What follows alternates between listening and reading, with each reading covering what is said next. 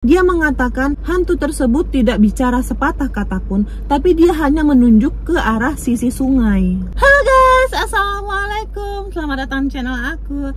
Jadi hari ini aku akan kembali menceritakan kisah-kisah horor, dan seperti biasa ini semua berdasarkan kisah-kisah nyata. Tapi maaf karena aku bikin videonya di mobil ya, karena aku lagi di rumah saudara, jadi takut berisik gitu. Semoga tetap memberikan kenyamanan buat kalian yang lagi menonton video ini. Jadi cerita kali ini adalah cerita tentang arwah-arwah yang memecahkan kasusnya sendiri dan membantu polisi untuk menemukan jasadnya. Jadi tonton video ini sampai habis ya. Jadi cerita ini terjadi pada tanggal 17 Juni 1826.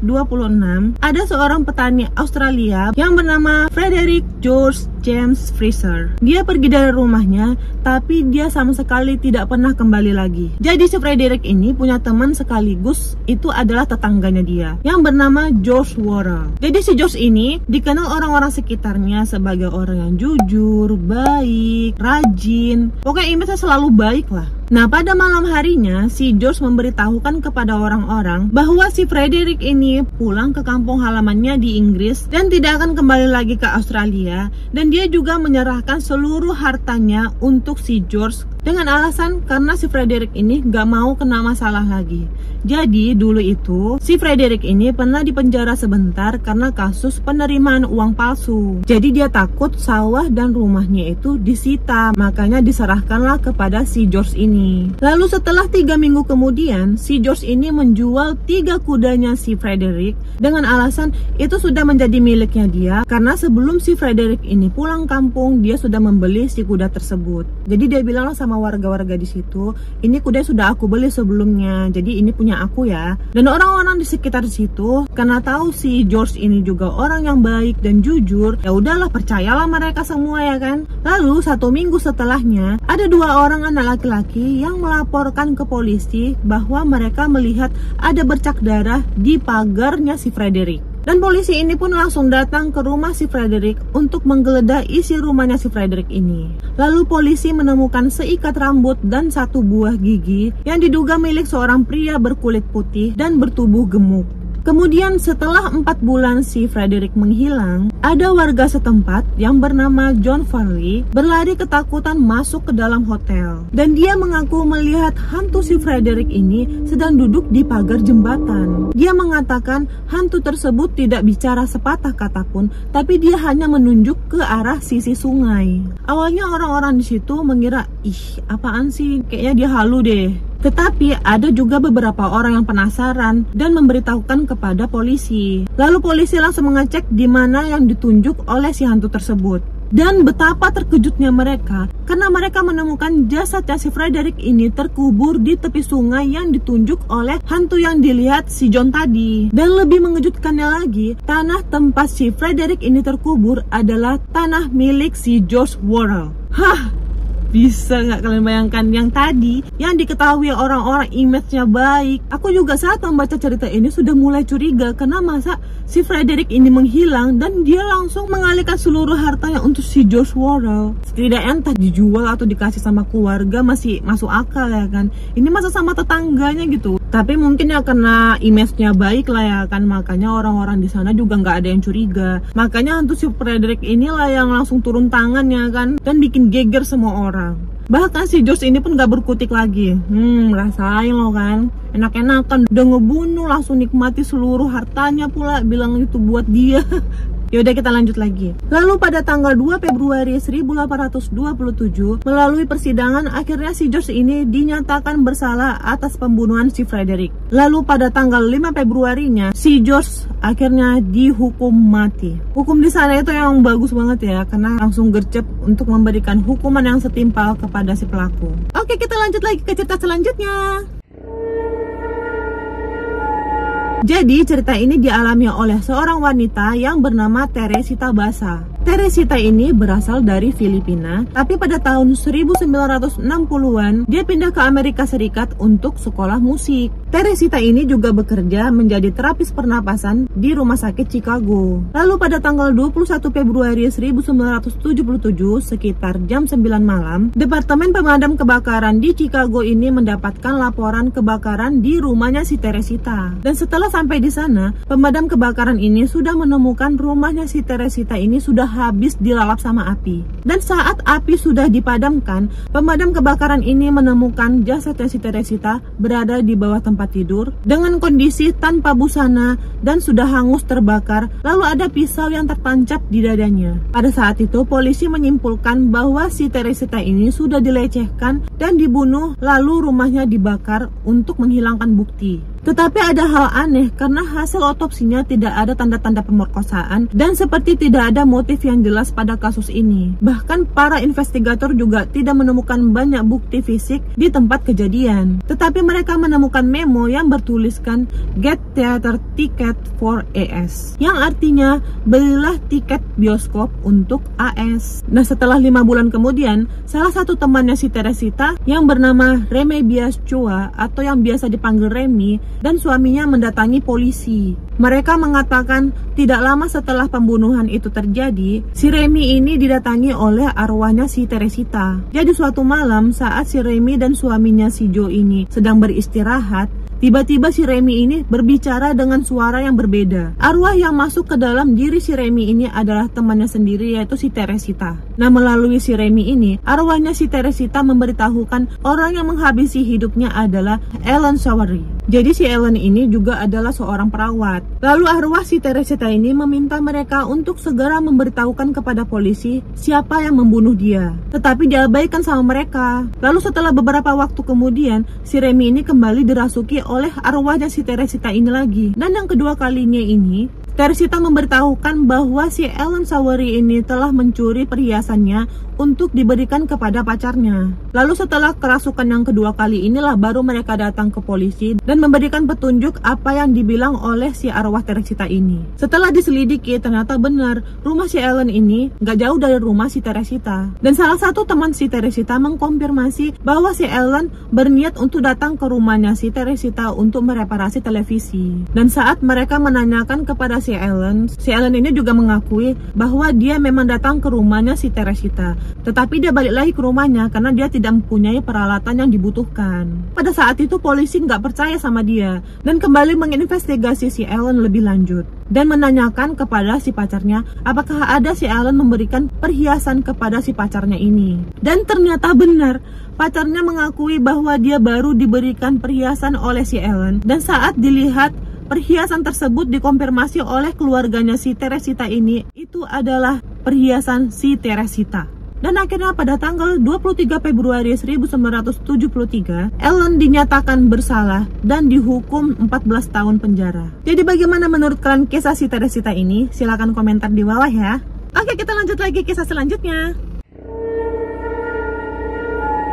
Jadi kisah ini dialami oleh seorang gadis yang bernama Catherine Ballesteros yang tinggal di Filipina. Pada tanggal 24 Juni 2004, si Catherine ini ditemukan tidak bernyawa dengan kondisi bersimbah darah di rumahnya. Dan polisi menemukan 33 tusukan pisau di tubuhnya si Catherine dan banyak jejak kaki penuh darah di lantai. Lalu banyak juga percikan darah di dinding dan pintu rumahnya. Dan setelah diperiksa, banyak juga barang-barang si Catherine ini yang hilang. Jadi jasad si Catherine ini pertama kali ditemukan oleh pamannya yang bernama Denny Erzala, yang pada saat itu ia berniat untuk mengunjungi si keponakannya ini. Jadi pamannya ini datang ke rumah si Catherine sekitar pukul jam 4 sore. Pada saat itu si pamannya mengetuk-ngetuk pintu, tetapi tidak ada jawaban dari si Catherine. Lalu karena khawatir, akhirnya pintu tersebut didobraklah sama si pamannya ini dan langsung menuju kamarnya si Catherine. Anehnya, pintu kamar si Catherine ini dalam keadaan terkunci. Lalu si pamannya ini berinisiatif lah untuk mengintip di lubang ventilator. Disitulah dia melihat jasadnya si Catherine ini dalam kondisi yang sangat mengenaskan. Lalu dia langsung menghubungilah orang tuanya si Catherine. Tapi sayangnya pada saat orang tuanya sampai ke rumah si Catherine, mereka tidak diperbolehkan masuk ke dalam TKP dan langsung diarahkan ke kamar mayat. Dan saat di kamar mayat, ibunya langsung memeluk jasad anaknya sambil menangis. Kebayang gak kalian bagaimana perasaan ibunya saat mendengar kabar dari anaknya sudah meninggal dan saat dilihat anaknya dalam kondisi yang sangat mengenaskan? Pasti sedih kali lah itu. Nah, saat ibunya memeluk jasadnya si Catherine, ibunya mendengar dengan suara si Catherine yang menyebutkan nama Baba. Nah, nama yang didengar sama ibunya ini menjadi salah satu petunjuk untuk memecahkan kasus ini. Nah, setelah diselidiki, ada seorang pencuri ulung yang merupakan tetangganya si Catherine. Dan dia dikenal dengan nama Ryan Baba Fiskara, atau biasa disebut dengan Baba. Polisi pun langsung menyelidiki dan menginterogasi si Baba ini. Dan gak butuh waktu lama, akhirnya Baba dinyatakan bersalah karena darah dan sidik jarinya cocok dengan apa yang ditemukan di TKP. Lalu Baba akhirnya dijatuhi hukuman penjara seumur hidup. Bagaimana menurut kalian? Apakah si ibunya benar mendengar suara si Catherine atau hanya intuisi dari seorang ibu? Silahkan komentar di bawah ya. Oke, kita lanjut lagi ke cerita selanjutnya. Jadi cerita ini dialami oleh seorang gadis yang bernama Ashley Hawley yang berumur 20 tahunan. Jadi pada tahun 2005, Ashley Hawley ini dinyatakan menghilang di Columbus, Ohio, Amerika Serikat. Karena saat itu keluarganya sama sekali tidak mendapatkan kabar lagi dari si Ashley ini. Polisi saat itu mencurigai mantan pacarnya si Ashley yang bernama Robert McMichael II. Tetapi polisi tidak mempunyai banyak bukti untuk menindak dia. Polisi, investigator, anjing pelacak, semua sudah mencoba mencari si Ashley ini di area sekitar rumahnya. Tetapi tidak ada sama sekali bukti ditemukan, sampai akhirnya kasus ini belum terpecahkan dan pelaku masih berkeliaran sampai 4 tahun kemudian. Jadi pada saat itu nggak ada yang tahu lah si Ashley ini diculik atau dibunuh atau dia melarikan diri. Sampailah suatu saat ada seorang paranormal yang bernama Christy Robinette yang dipercaya oleh orang-orang bisa berkomunikasi dengan arwah, dan dia mengaku didatangi oleh arwahnya si Ashley ini. Jadi si Christy ini menceritakan pada saat itu dia sedang tertidur, lalu tiba-tiba dia terbangun dan melihat arwah seorang gadis berambut pirang dan berusia 20 tahunan. Arwah ini menceritakan apa yang terjadi pada hari dia menghilang dan dia dibunuh oleh seseorang yang bernama Robert McMichael II. Dan arwah itu menceritakan secara lengkap metode pembunuhan dan lokasi di mana pelaku mengubur dirinya. Dan setelah mendengar itu, si Christy ini langsung mencari tahu siapa arwah yang mendatangi dirinya. Setelah dia mencari-cari dari daftar orang hilang, dia menemukan bahwa arwah tersebut adalah Ashley Hawley. Lalu si Christy langsung mendatangi polisi dan menceritakan apa yang diberitahukan oleh si arwah tersebut. Alhamdulillahnya polisi di sana percaya dan kembali menyelidiki kasusnya si Ashley ini. Dan setelah diselidiki, akhirnya polisi menemukan jasad si Ashley terkubur dibalut dengan semen di dekat rumah ayahnya sendiri. Dan setelah diusut-usut, ternyata si Robert ini juga membunuh ibu kandungnya sendiri bersama kekasih ibunya. Astagfirullah. Tega-teganya si Robert ini membunuh ibunya sendiri, ya Allah. Bagaimana menurut kalian tentang kasus ini? Silahkan komentar di bawah ya. Oke, kita lanjut lagi ke cerita selanjutnya. Oke, cerita ini dialami oleh sepasang kekasih yang bernama Vina dan Eki asal Cirebon. Jadi cerita ini udah sempat viral beberapa waktu yang lalu. Mungkin kalian juga udah pernah dengar, tapi aku ceritakan kembali. Ya, aku ceritakan secara ringkasnya aja ya. Jadi si Vina dan Eki ini adalah sepasang kekasih yang berusia 16 tahunan. Awal mulanya si Eki ini sering mengajak si Vina ikut nongkrong bersama teman-temannya.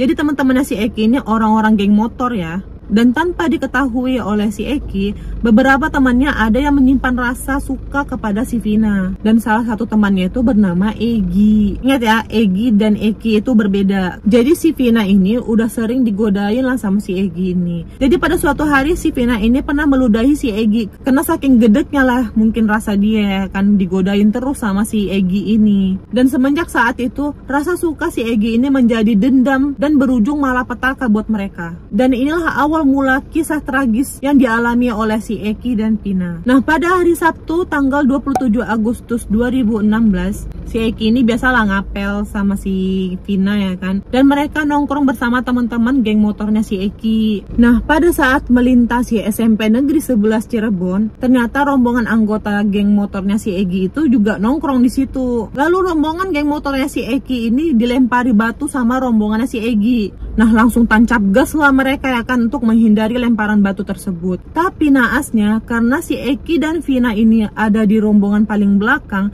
mereka terkejar sama rombongannya si Eki ini. Jadi teman-teman si Eki ini sengaja emang dibiarkan kabur karena target mereka ini cuma si Eki dan si Vina. Lalu motornya si Eki ini dipepet lah sama mereka. Dan salah satu temannya si Eki ini memukul si Eki dan menendang motornya hingga si Eki dan si Vina ini terjatuh. Dan pada saat itu si Eki dan si Vina ini dianiaya habis-habisan sampai nggak berdaya. Dan gak cukup sampai di situ, mereka membawa si Eki dan si Vina ke tempat yang sepi, yaitu di belakang showroom mobil di seberang SMP Negeri 11 tersebut. Nah, di tempat inilah kejadian yang sangat mengerikan terjadi, di mana anggota rombongannya si Eki ini menghajar Eki habis-habisan dengan balok. Dan di waktu yang bersamaan, mereka juga melakukan hal yang sama dengan si Vina. Tapi karena si Vina ini nggak kuat, akhirnya si Vina ini pingsan. Rombongan si Eki ini menghajar Eki habis-habisan dengan balok dan senjata tajam sampai meninggal. Lalu mereka mengangkat tubuhnya si Vina ini ke sebelah si Eki yang sudah meninggal. Setelah itu, rombongan Eki yang berjumlah 11 orang memperkaos si Vina secara bergantian. Di saat dia diperkaos ini, si Vina itu sempat sadar tapi pingsan kembali. Dan untuk menutupi perbuatan mereka, mereka membawa tubuh si Eki dan si Vina ke jembatan layang Talung Cirebon agar warga mengira mereka kecelakaan. Dan benar aja, pada saat itu mereka ditemukan oleh warga setempat dan dibawa ke rumah sakit. Dan saat itu Vina masih dalam keadaan hidup, tetapi pada saat mendapatkan perawatan medis di rumah sakit, dia dinyatakan meninggal. Lalu keluarga mereka sama sekali nggak ada curiga dan menganggap mereka hanya kecelakaan tunggal. Dan pada tanggal 28 Agustus 2016, Eki dan Vina dimakamkan. Udah selesai?